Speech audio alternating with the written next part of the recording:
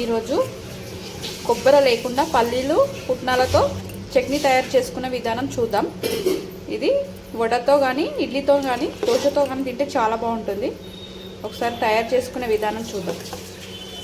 Super taste ఉంటుంది చట్నీ. కొబ్బరి పల్లీలు ఫ్రై చేసుకోవాలి మంచిగా. పల్లీలు పుట్నాలతో చట్నీ వేస్తున్నాం కదా, పల్లీలు మంచిగా ఫ్రై చేసుకోవాలి. కొబ్బరి లేకుండా పల్లీలు పుట్నాలు.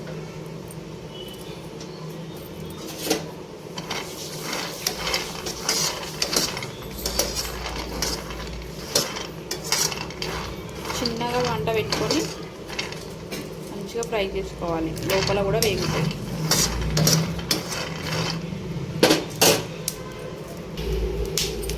మంచిగా వేగిపోయినాయి. ఇవి పొట్టు తీసుకుందాం ఇప్పుడు చల్లార్చుకొని. పల్లీలు పుట్నాల చట్నీకి పల్లీలు ఎంత తీసుకున్నామో అంతే పుట్నాలు తీసుకోవాలి. పచ్చిమిర్చి, కొత్తిమీర, 4-5 వెల్లిపాయలు, పుట్నాల పప్పు,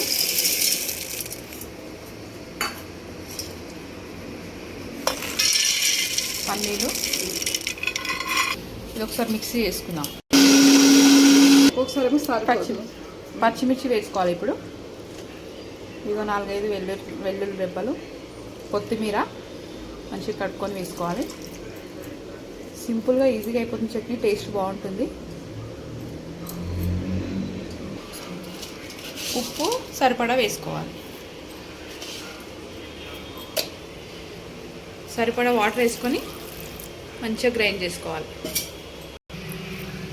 చట్నీ అయితే మిక్సీ అయిపోయింది. ఇప్పుడు తాలింపు పెట్టుకుందాం. ఇది కొంచెం కారం ఉంటేనే బాగుంటుంది.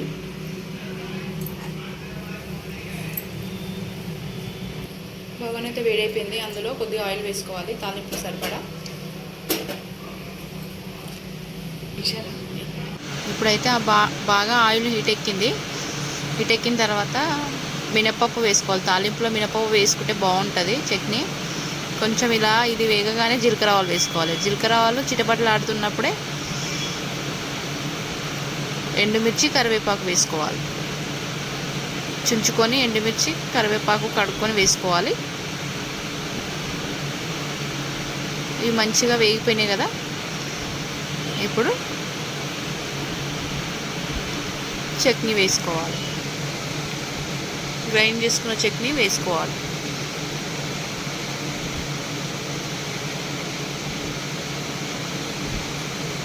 చట్నీ అయితే రెడీ అయిపోయింది.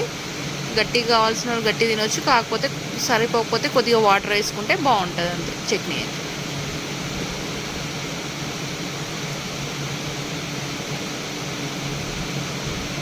దోశతో, ఇడ్లీతో, వడతో చాలా బాగుంటుంది చట్నీ. కొబ్బరి లేకుండా పుట్నాల చట్నీ బాగుంటుంది taste. Thank you for watching. ఛానల్ని సబ్స్క్రైబ్ చేసుకోండి, లైక్ చేయండి.